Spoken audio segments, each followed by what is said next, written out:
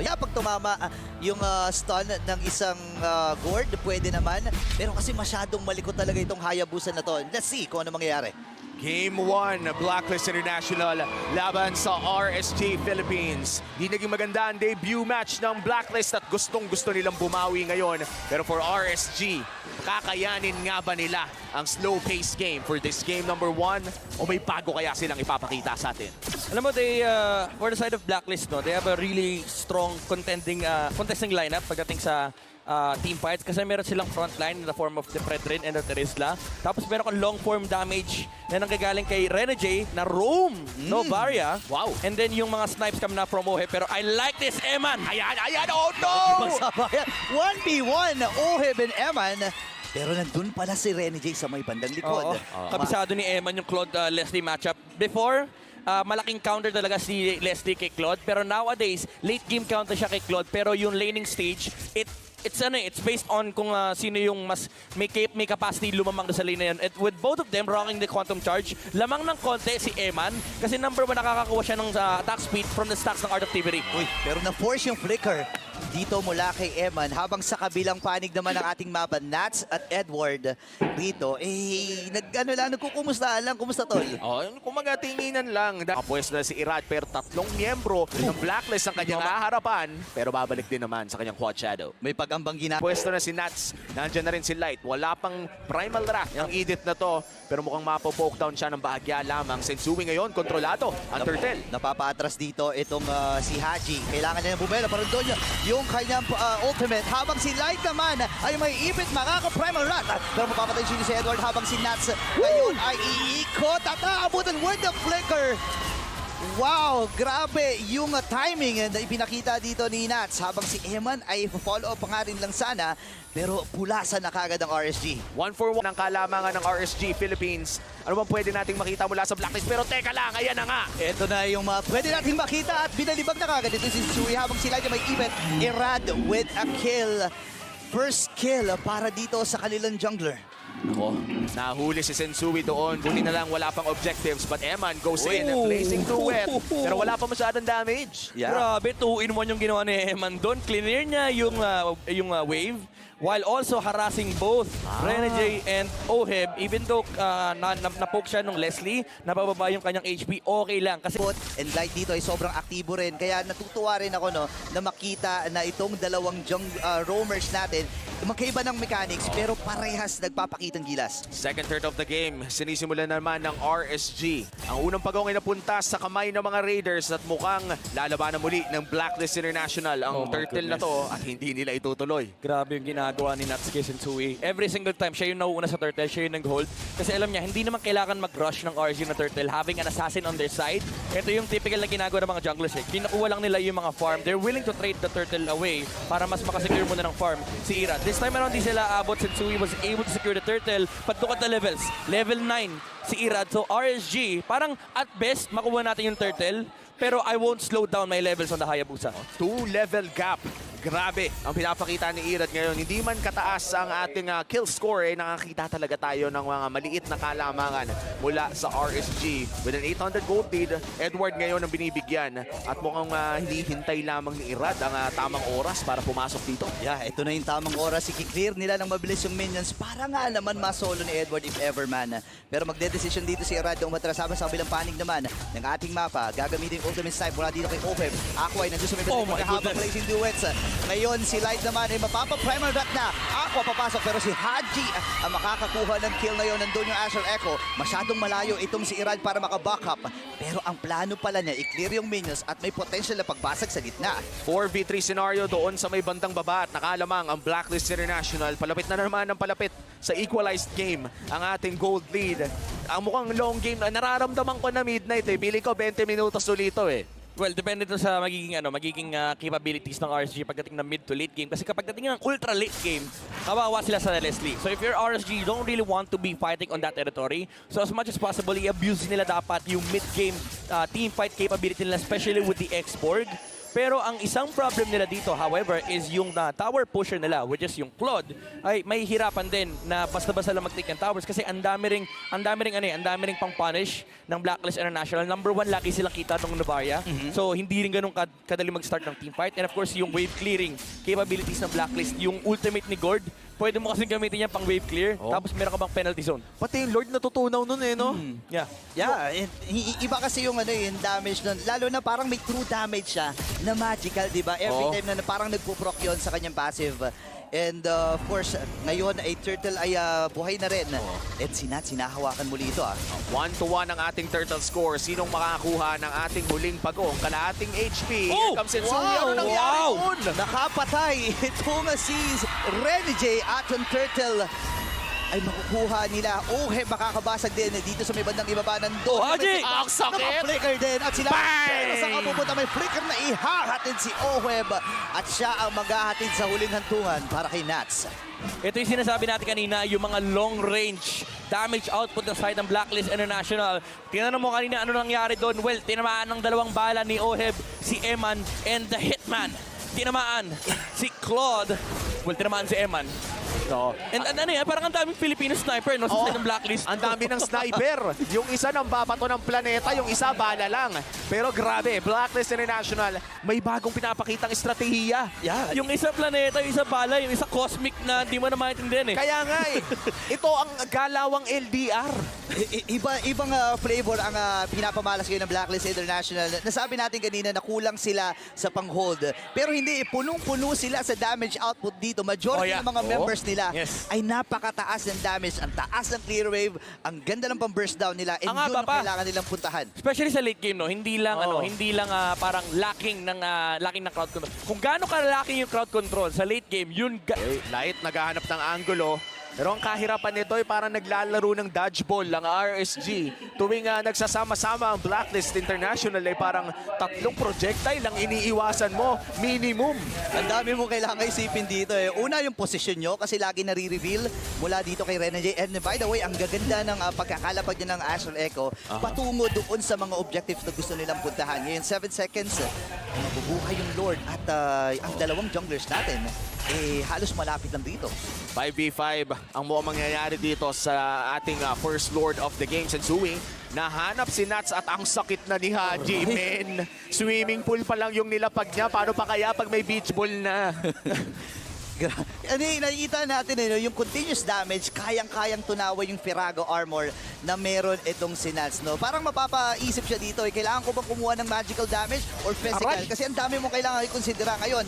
Kalahati yung buhay ng Lord at si Light at itong si Nats ay nahihirapan at kailangan nilang ipilit na kumuha. Pero sa may bandang iba, Torre lamang ang tinatrabaho ni Eman. 4v5 ang magiging sitwasyon habang si Light dito. Tira!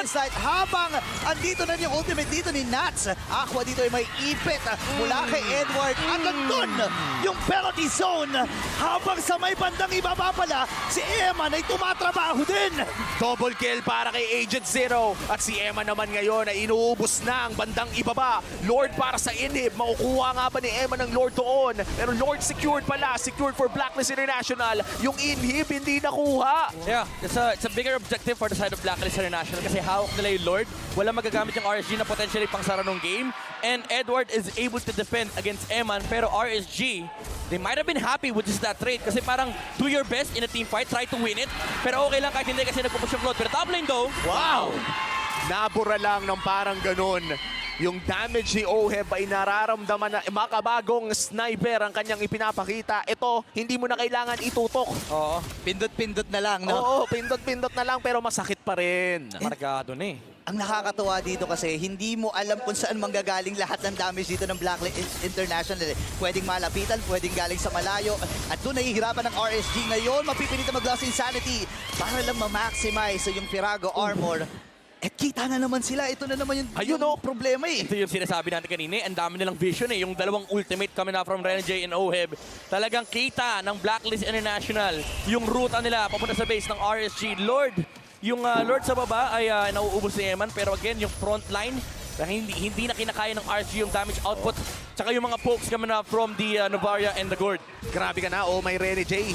Ang kita ang buong mundo at ang damage na rin ay hindi, as you said, Midnight, it's starting to overwhelm RSG. Ang hirap na nga umiwas, pag natamaan ka pa, extremely punishing yung pakiramdam. At saka, sinong mag-expect ngayon na itong si Rene J pala, unti-unti nang pumupunta sa ruta na nakakapag-utility na siya. Even Mage Rome, talagang nagagamay na rin niya, di ba? Sabi niya kay MTV tsaka kay Coach Dexter, Coach, ayoko na mag-set. Bakit? Gusto ko na yung mga yung mga Pangmalayuan. Pangmalayuan. Yung ibabato ko yung pitches mula Georgia. Mga ganun. Parang sabi niya, gusto ko, blacklist talaga tayo. Talagang minintain nila yung identity ng team na ito, no? Na simula nila nung season 7. Yeah. At ngayon, itong mga items, ano na pang meron? Meron ng win of nature din si Leslie dito. Iran! Iran! Ang sakit, ang sakit, ang sakit! Pero si Irad makakatakas din. Tingnan mo yung normal damage.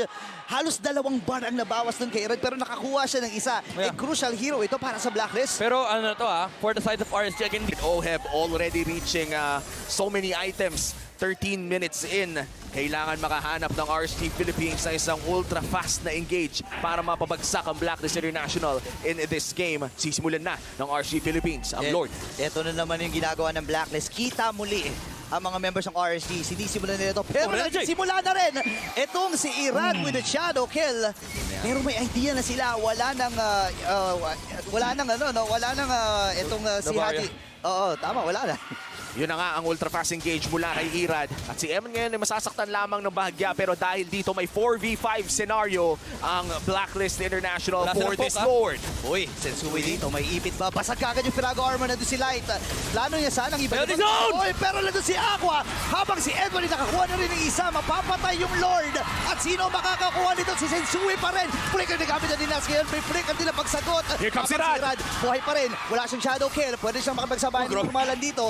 Oy! Pag may crew pa. Pero wala shadow, wala shadow. Uy, wala siyang shadow rito. Oh, Shadow no. kill siya. May ipit siya sa kupunan ng Blacklist habang si Aqua na lang ang natitira. Pwede pang Hindi habunin rin pinauwi! dito. Nako, hindi nakauwi si Aqua pero pinabayaan na ng Blacklist. Still, mukhang mahirapan magdepensa dito ang RSG. Magkakat. Hindi niya kaya magkat. May palabas sa Lord. Delikado ata. Aqua rito. Mapapati, pinabuhay na rin naman si Light pero nirespeto nila yung baba ng timers na yon at yung Lord na nasa gitna ay pwede nilang i-capitalize. This might just be a big push for Blacklist International.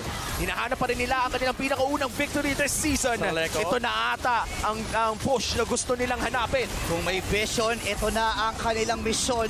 Unti-unting pabagsakin lahat ng torre. Top, mid, bottom lane, may medyo malayo nga lang. Pero again, magandang pag-atake mula sa Blacklist. In fairness, may exploit pa rin ng RSG. Oo. So hindi rin ganun kadali for the Blacklist International to not just break the code ni RSG, pero yung break the base. Kasi insane pa rin yung Firaga Armor and kayang-kaya pa rin nila i-hold yung base dito for the side of RSG dahil may damage and wave clearing capabilities din naman sila.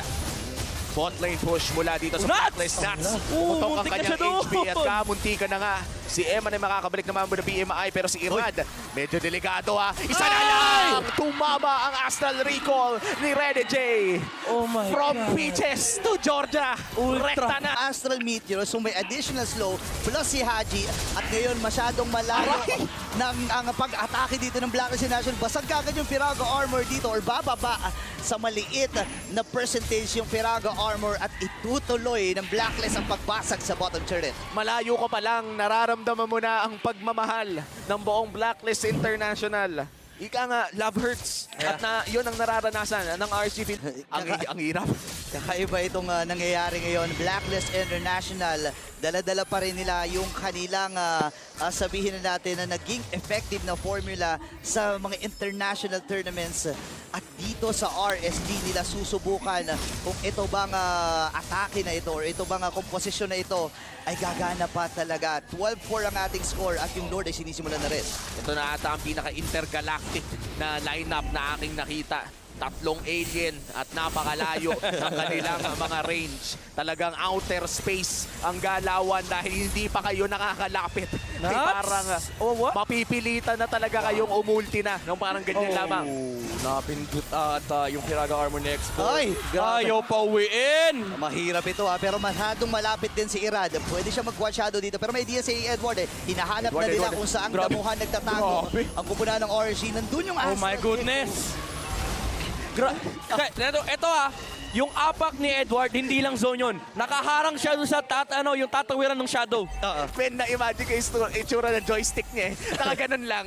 Kita mo, naglaat lang siya, dire-diretso. Ang nakaka-frustrate yun kung ikaw yung Hayabusa. Gusto mo mag-shadow kaso may tatamaang muscle. Oh, men, grabe. And Blacklist International, no? First time natin makakita ng ganitong klaseng composition this season kung saan meron silang tatlong high range or one of the highest range, in fact, na composition. Grabe, artillery to the max. Ito yung yung grabing long range damage. Ito yung long range damage talaga.